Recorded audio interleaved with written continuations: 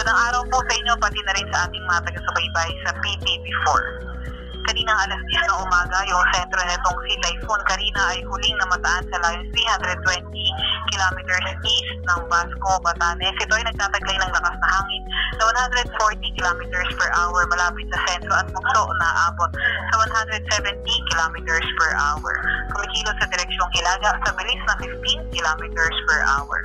At dahil nga dito kay Typhoon Karina, nakataas ang Tropical Cyclone Wind Signal number 2 sa ilang bahagi ng Batanes, particularly sa Inbayat, Basco, Mahataw, Uyugan, Ibana.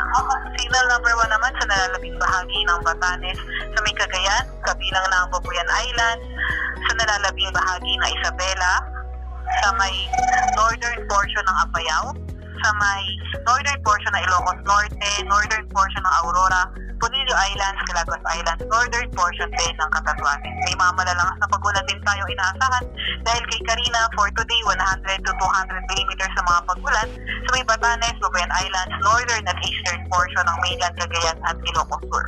50 to 100 millimeters of rain sa Ilocos Norte, La Union, Abra, Benguet, Apayao, eastern portion ng Isabela at ang nalalabing bahagi ng Cagayan. Meron din pala tayo nakataas na gale warning sa may Batanes at Babuyan Islands, kaya napakamapanganib pumalaot sa areas na yan dahil magiging maalon hanggang sa napakaalon ng karagatan. Inaasahan nga din natin na between tomorrow evening at Thursday morning maglalandfall ito si Karina sa northern portion ng Taiwan, and hours after lalabas na ito na ating Philippine Area of Responsibility. At yan po ng latest mula sa Weather Forecasting Center ng Pag-asa, Veronica C. Torres, Nagulat.